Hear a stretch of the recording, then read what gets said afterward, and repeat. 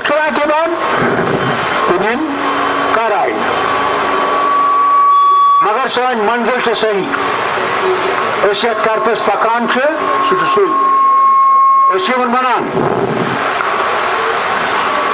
भाईचारा खिलाफ न तो खून रेजी मज सपदान नेशनल कॉन्फ्रेंस कैंसर जमात मगर इन तुन यमो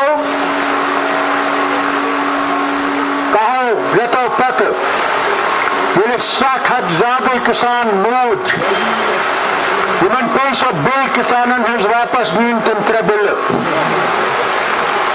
बोलो किसानों कुर्बानी दिख इस्तीफा पर कुर्बानी दिन पन हक वापस आने याद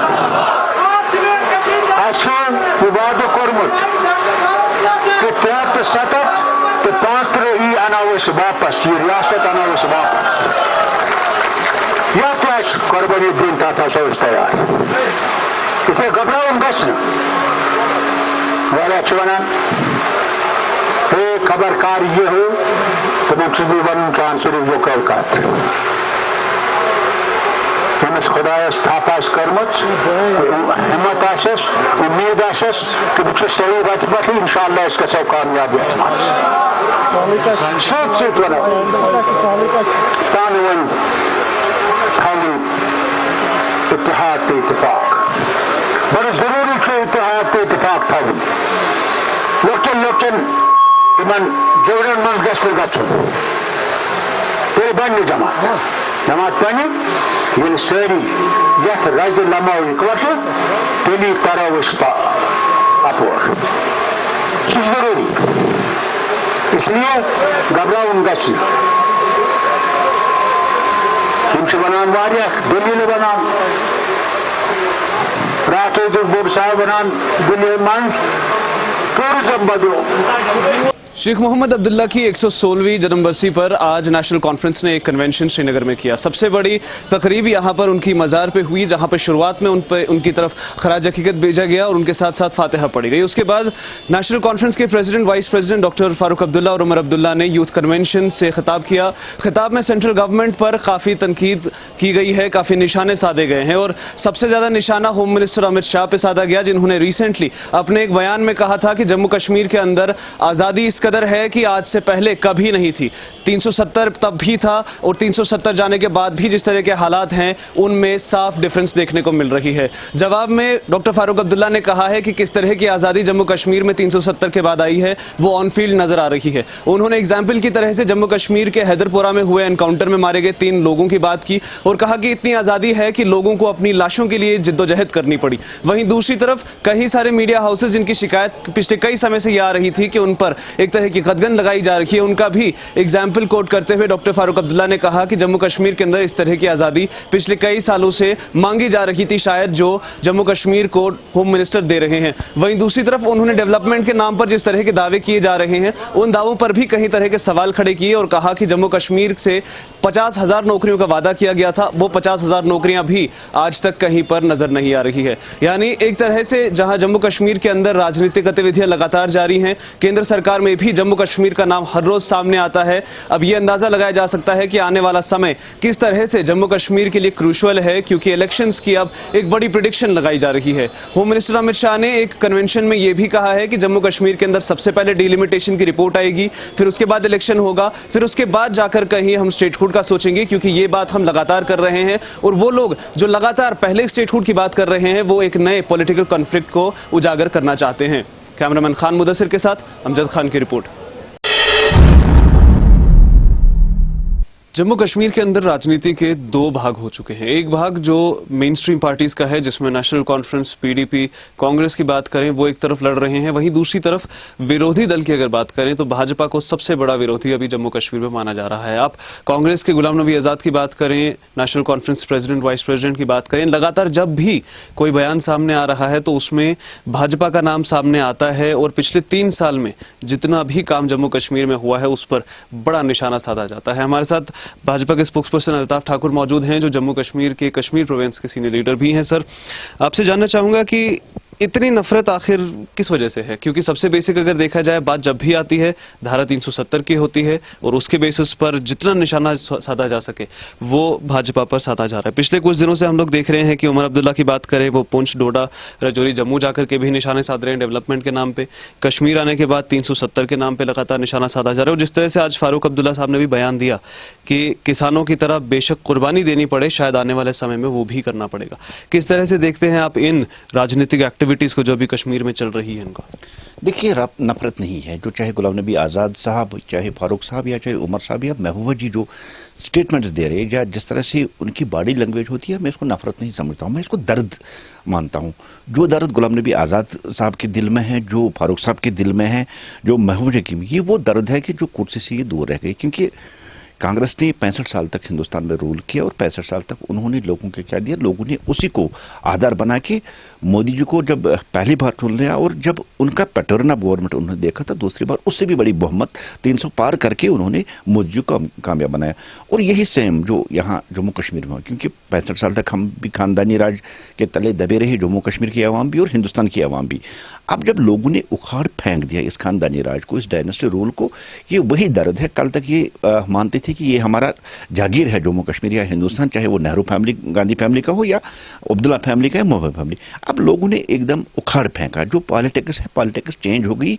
अब लोगों ने खानदानी जो सियासत है, खानदानी जो रूलर्स है, उनको नकार दिया और उन्होंने अब एक आम आदमी, एक गरीब जो ग्राउंड जीरो से उठ के हो गया, जैसे कि मोदी जी खुद कहते हैं कि मैं चाय वाला हूँ, एक चाय वाले को वजीर आजम बनाया और यहाँ जो मौका उन्होंने दिया, एक आम आदमी को मौका दे दिया। अब मुझे लगता है ये बात उनमें हजम नहीं होती है, इसलिए ये दर्द जो अंदर उनके हैं, यही दर्द अब बाहर निकल रहा है। जहाँ तक फारूक साहब की, देखिए फारूक साहब हमेशा जम्मू में कुछ, कश्मीर में कुछ बोलते हैं और इनकी ये पुरानी आदत है और महबूबा जी भी अब इन्हीं कदमों पे चलने लगी है।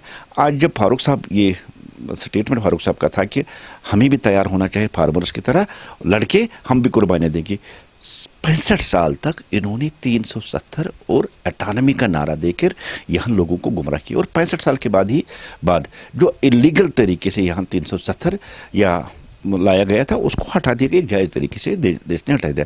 370 को फार्मर्स लॉ के साथ कंपेयर करना ये बहुत बड़ी गलती है, क्योंकि फार्मर्स लॉ फार्मरों की बहबूदी के लिए था, फार्मरों की डिमांड थी उसको हटाया जाए, तो गवर्नमेंट ऑफ इंडिया ने उसको हटा दिया। लेकिन जहां तक 370 का ताल्लुक है, 370 और 35 वो धारा थी जो जम्मू कश्मीर को देश से अलग करती थी। क्योंकि एक देश में 2 विधान, 2 प्रधान और 2 निशान नहीं हो सकते। एक देश का एक ही झंडा होता है और एक देश का एक ही कानून होता है। जम्मू कश्मीर के कानून के आड़ में इन्होंने हमेशा यहाँ घपले किए, इन्होंने यहाँ हमेशा लूट मचाई, इसलिए ये दर्द भी अब उनको छलक रहा है। और बार बार कश्मीर आते हुए जब फारूक साहब जम्मू जाते हैं तो 370 की बात ही नहीं करते, वहाँ डेवलपमेंट की बात करते हैं। जबकि ये बात अलग है कि डेवलपमेंट का जो मॉडल मोदी ने पेश किया, फारूक साहब खुद जाके वहाँ जोजिला टनल पर सेल्फी उठाते और बड़ी शौक से सोशल मीडिया पे उसको वायरल करते। ये डेवलपमेंट का मॉडल है। जम्मू में वो डेवलपमेंट की बात करते और जब कश्मीर आते आते उनकी एकदम भाषा चेंज होती है, क्योंकि शायद वो अब भी समझते कि कश्मीर के वही लोग हैं, सीधे साधे लोग। अब इनको 370 तेरी इज्जत मेरी इज्जत ये क्या के 370 की बात क्या कि फिर वो कुर्सी पे आना चाहते हैं। क्या ये कहा जा सकता है कि अब जिस तरह से आपने कहा कि डेवलपमेंट की बात तो हो नहीं रही है, जहां पे हो रही है वो डेवलपमेंट रिसेंट हुई है, अब क्या ये कहा जा सकता है कि राजनीतिक तर्क बदलने की कोशिश की जा रही है कि कश्मीर का जो जिस तरह से होम मिनिस्टर ने भी कहा कि स्टेटहुड को लेकर के अब एक नया पॉलिटिकल कॉन्फ्लिक्ट बनाने की कोशिश है, क्या कहा जा सकता है कि 370 को लेकर एक्चुअल पॉलिटिकल कॉन्फ्लिक्ट कश्मीर में बनाने की कोशिश की जा रही है? देखिए, सच में अगर आज के डेट में देखा जाए तो इन पार्टियों के पास कोई मुद्दा नहीं। आपने देखा कि एकजुट होकर इन्होंने भारतीय जनता पार्टी के खिलाफ इलेक्शन लड़ी थी और सभी पार्टियां, चाहे पीडीपी हो, एनसी हो, एएनसी हो, जितनी भी पार्टियां एक साथ मुत्तहिद होकर उन्होंने मुत्तहिद इलेक्शन लड़के डीडीसी का इलेक्शन देखे आवाम को ये मैसेज देने की कोशिश की भारतीय जनता पार्टी ने गलत किया और हम सही रास्ते पे हैं। और आहिस्ता आहिस्ता वो पीएचडी भी टूट गई। अब पीएचडी का कहीं नाम निशान नहीं है। उस दौरान जब ये इकट्ठे भी हुई तो भारतीय जनता पार्टी सबसे सिंगल लार्जेस्ट पार्टी बन के यहाँ उभरी। अब जब बेस मुद्दा लेस ये पार्टी है जिनके पास अब कोई मुद्दा नहीं, इसलिए अब वो 370 तरक देकर, क्योंकि आने वाले वक्त में इलेक्शंस हो रही है और इलेक्शंस को मद्देनजर रख के 370 और जबकि ये हकीकत है, जहाँ तक तजुर्बा होता है, ये आप किसी आम आदमी से पूछिए, रेडी वाले पटरी वाले से कि जब कोई मरता है क्या वो कब्र से वापस आता है? सेम वही बात है, 370 मर चुका है उसका क्रियाक्रम हो चुका है, उसको दफनाया जा चुका है, वो 370 मीटर नीचे कफन में उसको लपेट कर दफनाया गया है, मुर्दा वापस नहीं आता, ये सभी जानते हैं। लेकिन फिर वही 370 का राग अलाप कर 370 का आपको चाहते हैं कि कहीं ना कहीं कश्मीरी लोगों को फिर वो गुमराह करे। लेकिन आज जो कश्मीरी है वो नहीं समझता, क्योंकि जम्मू में वो 370 करना है, अब वो कश्मीर में आके 370। लेकिन कश्मीरी समझता है कि 65 साल तक इन लोगों ने गुपकार से हुकूमत करके क्या किया, और आज वो जानते हैं कि आज जिस तरह से डेवलपमेंट हो रही है, चाहे आप रिंग रोड की बात कीजिए, चाहे आप विस्तार अब एयरपोर्ट का हो रहा है, चाहे टनल बन रहे हैं, सड़कें बन रही हैं, जिस तरह से एक नया इंफ्रास्ट्रक्चर बनाया है, इसी से उन लोगों को दर्द हो रहा है, और इस दर्द को वो छुपाते नहीं, इसलिए वो चलाते रहते हैं, कभी 370 कभी कुछ।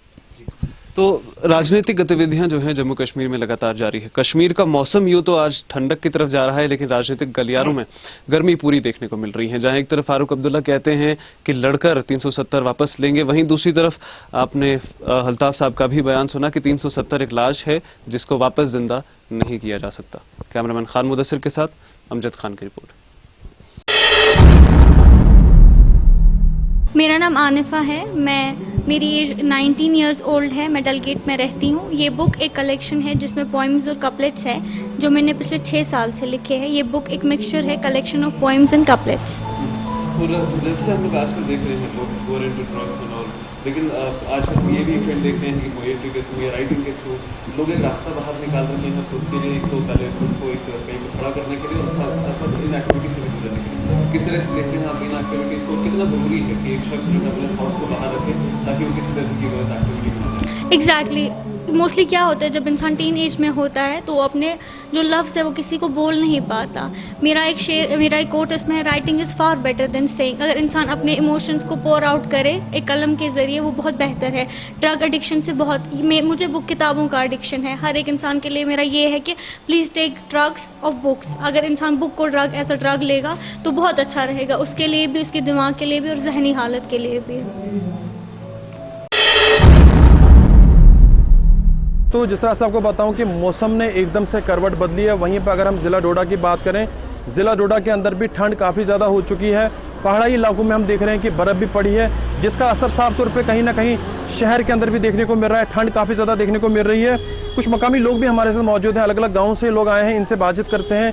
इनकी कहीं ना कहीं कुछ दिक्कत है, इन दिक्कत को समझेंगे हम, किस तरह की दिक्कत इनकी है और किस तरह की परेशानियों का सामना इनको करना पड़ता है। आपका नाम जानना चाहूँगा, किस इलाके के रहने वाले हैं और किस तरह की परेशानियों का सामना आज की डेट में करना पड़ रहा है? शुक्रिया मैं करना चाहूँगा गुलिस्तान न्यूज़ का, और वसीम जी आपका भी मैं शुक्रिया करना चाहूँगा। इस समय मैं अगर आपको बता दूँ, मैं डोडा डिस्ट्रिक्ट से ही रहने वाला हूँ। पारुल दुबे मेरा नाम है। मैं एक छोटा सा शॉपकीपर हूँ, बेकरी की एक मेरी छोटी सी शॉप है। अगर मैं आपको बता दूं, सर्दियों के समय की हमें मुश्किलें जो देखने को मिलती हैं वो एक लाइट की है, दूसरी रोड की है, और तीसरी अगर हम बात करें तो इसी के साथ जो बाकी चीज़ें हमें यहाँ पे देखने को मिलती है, पानी वगैरह, उन चीज़ों में भी हमें काफ़ी दिक्कतें देखने को मिलती हैं।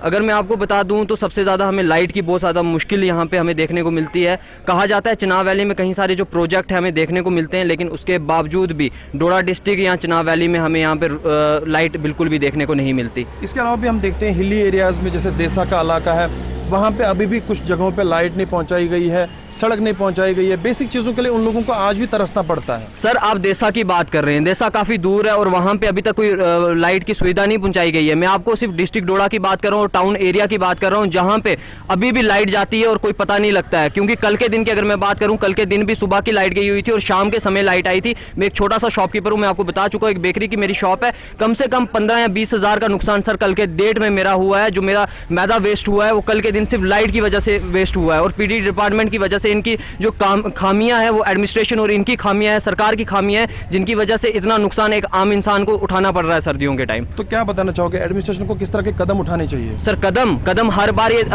ये वादे करते हैं, हर बार ये दावे करते हैं कि इन चीज़ों को सुधारा जाएगा, रोड कनेक्टिविटी को सुधारा जाएगा, लाइट को सुधारा जाएगा और साथ में पानी को सुधारा जाएगा। लेकिन सर्दियां जब भी आती हैं सर, ऐसी चीज़ें हमें कुछ भी देखने को नहीं मिलते हैं। खाली खोखले जो दावे हैं वो सरकार और एडमिनिस्ट्रेशन की तरफ से किए जाते हैं। यानी कि जो बातें की जाती हैं या ये बोला जाता है, जो दावे किए जाते हैं, जमीनी सतह पे वो कहीं पे भी नजर नहीं आ रहे हैं। सर जमीनी सतह पे आपको कुछ भी नहीं, आप खुद एक रिपोर्टर हैं, आप खुद जाके देख सकते हैं, छानबीन कर सकते हैं, आपको कहीं पे भी ग्राउंड पे कोई भी काम इनकी तरफ से नहीं देखने को मिलेगा। इवन कि सर आप ये तो सर टाउन एरिया की बात है, अगर रूरल एरियाज में आप चले जाएंगे वहां पे एक बीमार व्यक्ति जो इंसान होता है उसे सर्दियों में एक हॉस्पिटल आने तक बहुत मुश्किल हो जाती है। किस तरह से उसको उठा के लाया जाता है, रोड खराब होती है, रोड कनेक्टिविटी नहीं होती है, तो किस तरह से उनको उठा के हॉस्पिटल तक पहुंचाया जाता है वो एक आम इंसान जानता है, ना कि एक नेता जो गाड़ी में या एडमिनिस्ट्रेशन का वो बंदा जो एक गाड़ी में चलता है वो नहीं जानता। सर और भी कुछ लोग हैं, आपका नाम जानना चाहूंगा, किस इलाके के रहने वाले हैं आप? मेरा नाम अनायतुल्लाह, शुक्रिया गुलिस्तान न्यूज़ का। मैं दंदल का रहने वाला हूँ,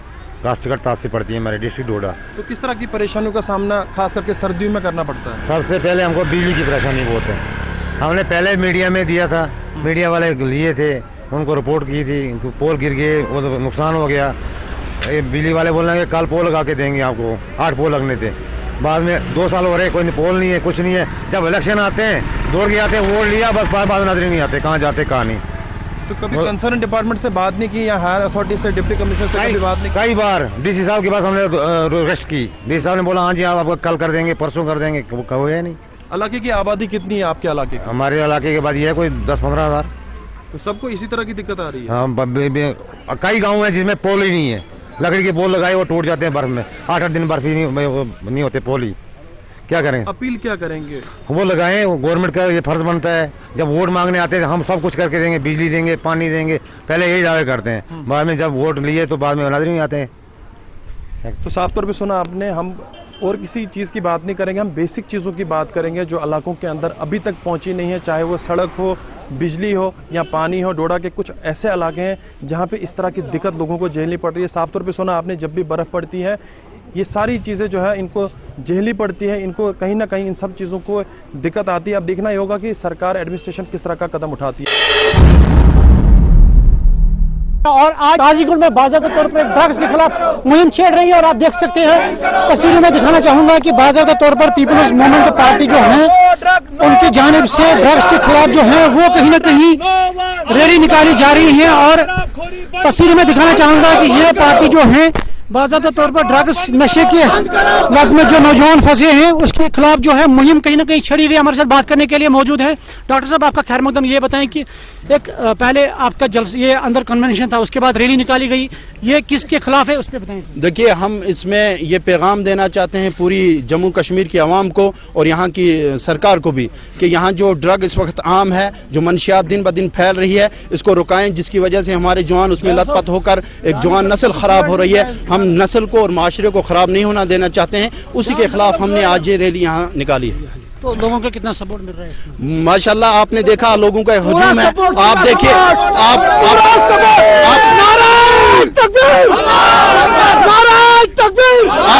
मीर मुदस्सिर साहब कदम बढ़ाओ, मीर मुदस्सिर साहब कदम बढ़ाओ।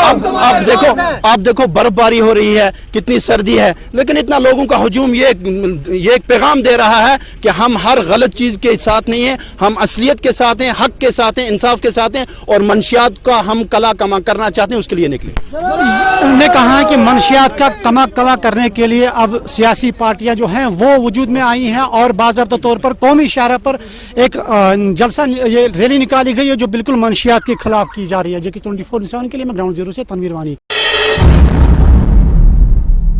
जिन्होंने हमेशा पाकिस्तान और चाइना का गाना गाया, उनके लिए बेरोजगारी अच्छी, उनको रोजगार नहीं मिलने। जिन्होंने हमेशा पाकिस्तान और चाइना का गाना गाया, उनके लिए बेरोजगारी अच्छी, उनको रोजगार नहीं मिलने। हाँ, इस जम्मू कश्मीर में बेरोजगार हुए हैं वो लोग जो यहाँ आग लगाने का काम करते थे, बेरोजगार हुए हैं पीडीपी के लोग, एनसी के लोग, जिन्हें हमेशा यहाँ लोगों की जलती हुई चिताएं दिखती थी, जो यहाँ भाइयों और भाइयों में झगड़ा डालना चाहते थे। जिन्होंने हमेशा पाकिस्तान और चाइना का गाना गाया, उनके लिए बेरोजगारी अच्छी, उनको रोजगार नहीं मिलने। बिल्कुल आपका सही कहना है कि महबूबा जी का और फारूक साहब का कहना कि अनएम्प्लॉयमेंट बढ़ाई जा रही है। निश्चित रूप से पत्थरबाजों की अनएम्प्लॉयमेंट बढ़ाई गई है, अब उनको कोई पत्थरबाज ही नहीं कर रहा। हाँ, इस जम्मू कश्मीर में बेरोजगार हुए हैं वो लोग जो यहाँ आग लगाने का काम करते थे, बेरोजगार हुए हैं पीडीपी के लोग, एनसी के लोग, जिन्हें हमेशा यहाँ लोगों की जलती हुई चिताएं दिखती थी, जो यहाँ भाइयों और भाइयों में झगड़ा डालना चाहते थे, जिन्होंने हमेशा पाकिस्तान और चाइना का गाना गाया, उनके लिए अब बेरोजगारी अच्छी है, उनको रोजगार नहीं मिलने। देश की जम्मू कश्मीर की जनता विकास चाहती है, अब आतंकवाद नहीं चाहती। इसलिए महबूबा जी वो सपने देखने बंद करिए, आगे बढ़िए।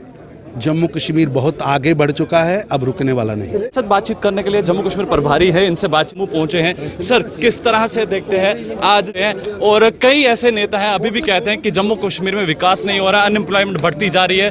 आप जम्मू पहुंचे हैं और आप प्रभारी हैं, कई लोग ऐसे खफा हैं जो भाजपा से लगातार कहीं ना कहीं ये कह रहे हैं कि वो अनएम्प्लॉयमेंट जो है बढ़ाती हुई नजर आ रही है। ऐसा है कि उनके चश्मे खराब हैं, उन्हें अच्छे चश्मे खरीदने चाहिए। जम्मू कश्मीर का विकास दिख रहा है, जम्मू कश्मीर आगे बढ़ रहा है। हमने नौकरियां दी हैं और अगली नौकरियों का प्लान किया है। पिछले 18 महीना के कोरोना कार्यकाल के बावजूद जम्मू कश्मीर का विकास भी हुआ है, चाहे वो रोड्स हो, चाहे इंफ्रास्ट्रक्चर हो, चाहे जॉब्स हो। हम बहुत तेज़ी से आगे बढ़े हैं। अगर आपको देखना हो तो जाके जम्मू के एयरपोर्ट से लिस्ट लेके आइए कि एक दिन पर कितने जहाज उतर रहे हैं। श्रीनगर एयरपोर्ट से पूछ के आइए कि एक एक दिन में कितने चार्टर्ड प्लेन उतर रहे हैं, कितना टूरिस्ट आ रहा है, कितना विकास हो रहा है। शांति भी दी है और विकास भी दिया है। और कहती है कि विकास नहीं हो रहा है, और उसके साथ नेशनल कॉन्फ्रेंस के भी दिग्गज नेता कहते हैं कि लगातार अनएम्प्लॉयमेंट बढ़ाई जा रही है। बिल्कुल आपका सही कहना है कि महबूबा जी का और फारूक साहब का कहना कि अनएम्प्लॉयमेंट बढ़ाई जा रही है। निश्चित रूप से पत्थरबाजों की अनएम्प्लॉयमेंट बढ़ाई गई है। अब उनको कोई पत्थरबाज एम्प्लॉय नहीं कर रहा। हाँ, इस जम्मू कश्मीर में बेरोजगार हुए हैं वो लोग जो यहाँ आग लगाने का काम करते थे। बेरोजगार हुए हैं पीडीपी के लोग, एनसी के लोग, जिन्हें हमेशा यहाँ लोगों की जलती हुई चिताएं दिखती थी, जो यहाँ भाइयों और भाइयों में झगड़ा डालना चाहते थे, जिन्होंने हमेशा पाकिस्तान और चाइना का गाना गाया, उनके लिए बेरोजगारी अच्छी है, उनको रोजगार नहीं मिलने वाला। देश की जम्मू कश्मीर की जनता विकास चाहती है, अब आतंकवाद नहीं चाहती। इसलिए महबूबा जी वो सपने देखने बंद करिए, आगे बढ़िए। जम्मू कश्मीर बहुत आगे बढ़ चुका है, अब रुकने वाला नहीं। इस समय आप जम्मू कश्मीर के प्रभारी को सुन रहे थे और तरुण चुग की बात करते हैं। हालांकि जब हमने बातचीत करने का प्रयास किया, उन्होंने साफ तौर पर निशाना साधा है महबूबा मुफ्ती और उनके साथ साथ डॉक्टर फारूक अब्दुल्ला पर कि अब जम्मू कश्मीर की जनता विकास चाहती है, आतंकवाद नहीं चाहती है, और कहीं ना कहीं निश्चित तौर पर अब जम्मू कश्मीर के अंदर जो है विकास देखने को आपको जरूर मिलेगा। ये बड़ी जानकारी जो थी आप तक पहुंचाने का प्रयास कर रहे थे। तब तक के लिए आप बने रहे JK 24/7 के लिए। कैमरा पर्सन दीपक कुमार के साथ, धन्यवाद। हमने हाल ही में एक इनिशिएटिव लिया। इस वक्त एनरोलमेंट ड्राइव यहाँ पे चल रहा है, न सिर्फ कुपवारा में चल रहा है बल्कि जम्मू कश्मीर के हर डिस्ट्रिक्ट में वो चल रहा है। इसके लिए मैं पूरी एडमिनिस्ट्रेशन के मैं तहे दिल से शुक्रिया अदा करना चाहूँगा। तो मेरा यही पैगाम रहेगा, पेरेंट्स से भी मेरा पैगाम यही रहेगा कि अपने बच्चों को जल्द अज जल्द वो गवर्नमेंट स्कूलों में उनका दाखिला करवाएं, क्योंकि यहाँ पे जो हमारे जो टीचर्स है बहुत ही ज़हीन है, बहुत ही वो काबिल है। और अब वो स्कूल अब नहीं रहे हैं जो 20 साल 10 साल पहले जो स्कूल हुआ करते थे। यहाँ पे इंफ्रास्ट्रक्चर नहीं हुआ करता हमारे गवर्नमेंट स्कूल्स में, लेकिन आज हालात बहुत ही मतलब बेहतर हो चुके हैं। अब हमारे जो स्कूल है वो अब किसी प्राइवेट स्कूल से कम नहीं है, और हमारे जो उस्ताद साहिबान है वो मेहनत से, लगन से, ईमानदारी से, वो जान पिछाने से अपने फ़र्ज़ मनसिबी जो उनको दिया गया है वो अच्छी तरह से वो काम कर रहे हैं। इसलिए मेरी अपील यही रहेगी पेरेंट से कि वो अपने बच्चों का दाखिला गवर्नमेंट स्कूल में कराएं। काम करना है। अभी जैसे मैंने पहले भी बोला कि ओमिक्रॉन आने वाला है, आ रहा है, पूरे वर्ल्ड को उसमें लपेटा है, तो उसमें भी हमें कमर बस्ता होके अपने बच्चों के साथ उसी तरह इंसाफ करना है जिस तरह हमने पिछले 2 साल से किया है। चाहे वो कम्युनिटी क्लासेस थे, चाहे वो ऑनलाइन क्लासेस या ऑफलाइन क्लासेस थे, तो उसमें हमारे टीचर्स ने बहुत अच्छा काम किया। तो हम चाहते हैं इस कॉन्फ्रेंस की वसातत से कि हमारे टीचर्स दिन दुगनी रात चुगनी मेहनत करके अपने बच्चों को अच्छी तरह से तालीम दे सकें। कुपवारा के टाउन हॉल में JNK teachers joint action committee की जानिब से एक कॉन्फ्रेंस प्रोग्राम का इनेकाद किया गया। इस मौके पर इस कॉन्फ्रेंस का मकसद था उस्तादों के कारनामे कोविड-19 में। इस मौके पर JNK जॉइंट एक्शन कमेटी के चेयरमैन ख़ास मेहमान की हैसियत से मौजूद थे। इस मौके पर मुख्तलिफ उस्तादों ने अपने अपने ख्यालातों का इजहार किया जिसमें लोगों को एक पैगाम दिया कि गवर्नमेंट स्कूल तालीम के म्यार में किसी भी लिहाज से पीछे नहीं है। उस्तादों ने अपने ख्यालातों का इजहार करते हुए कहा कि किस तरह से हमने अपनी जानों को खतरे में डालकर इलेक्शन ड्यूटी दी, बच्चों को पढ़ाया और बाकी काम अंजाम दिए। लेकिन 24/7 के लिए रियाज भट्ट कुपवारा।